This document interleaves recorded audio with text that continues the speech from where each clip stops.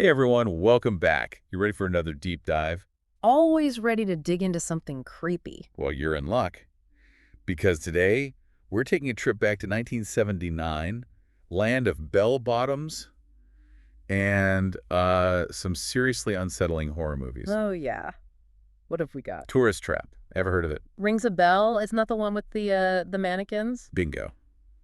It's not your typical slasher flick, though. Yeah, I was gonna say 1979. That's like prime time for slashers. Right. Like Halloween just came out the year before, and Friday the 13th was right around the corner. So how does Tourist Trap fit in? It's like someone took all those horror tropes, stranded kids, creepy roadside attraction, and threw in a blender with a dash of the supernatural. And some really freaky mannequins. Oh yeah, those mannequins are the stuff of nightmares.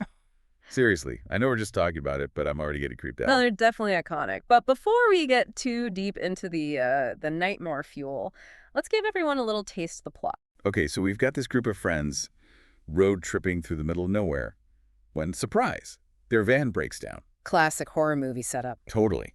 And of course, there's no cell service, no help in sight.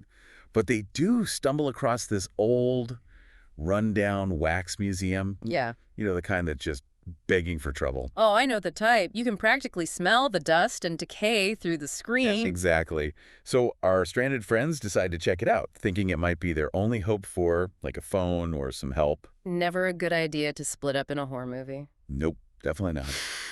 And sure enough, things start to go wrong pretty quickly. They get this unsettling feeling that they're being watched. Those mannequins, right? Yep, the mannequins. But it's more than just feeling like those glassy eyes are following you.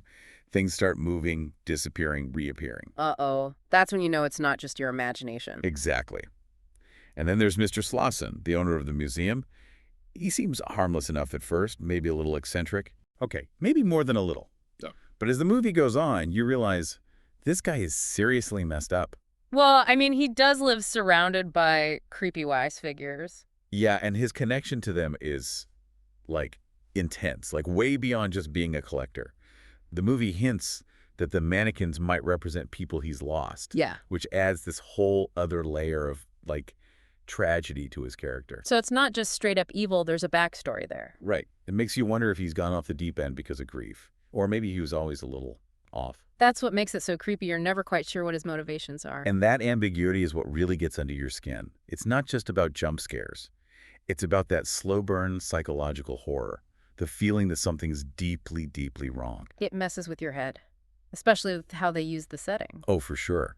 The remote location, the dilapidated museum, it all adds to the sense of isolation and entrapment. It's like the movie itself is a tourist trap, luring you in with familiar tropes and then hitting you with something completely unexpected.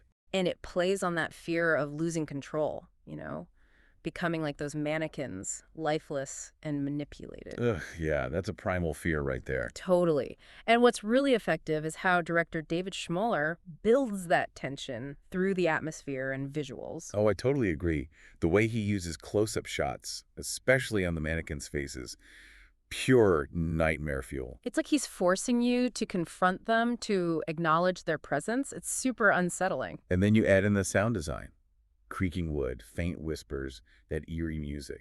It all just adds to the claustrophobic feeling. You feel trapped right along with the characters. Right. And I think what's interesting is that Tourist Trap isn't relying on gore or over-the-top violence to scare you, Yeah, it's pretty tame compared to some of the other horror films from that era. which makes it even more effective. It's all about the psychological terror, that creeping sense of dread that just builds and builds. Totally. It's like a slow descent into madness. Yeah. And those practical effects they used for the mannequins, top notch. Seriously impressive. They look so real, which just adds to the surreal, nightmarish quality of the whole film. You start to question what's real and what's not. That's where that surrealism element comes in. Like, you're never quite sure if what you're seeing is actually happening or if it's all part of Slosson's twisted fantasy. Which brings us to the film's legacy. Tourist Trap wasn't a huge box office hit when it was released, but it's become a cult classic. It definitely has a devoted following, people who appreciate those more psychological, atmospheric horror films. And it's interesting to see how it's influenced modern horror. Like, you can definitely see echoes of Tourist Trap in films like House of Wax. For sure. But Tourist Trap has that unique blend of genres, the slasher elements, the supernatural, the surreal that sets it apart. It's a film that gets under your skin and stays with you long after you've seen it. And we can't talk about Tourist Trap without mentioning Chuck Connor's performance as Mr. Slauson. Oh, he's fantastic. So creepy and unsettling. He perfectly captures that unsettling mix of, like, seemingly harmless and totally sinister. You're never quite sure if he's going to offer you tea or, turn you into a mannequin. Exactly. It's like he's inviting you into his world while simultaneously giving you the creeps. And his voice, it's like velvet, but like menacing velvet. Perfect description. Yeah. So, to sum things up, Tourist Trap is a truly unique horror experience. It blends genres, explores those deep-seated fears of isolation and loss of control, and uses atmosphere and tension to create a truly unsettling experience. And it really makes you think about the dangers of unchecked obsession, that fine line between reality and delusion.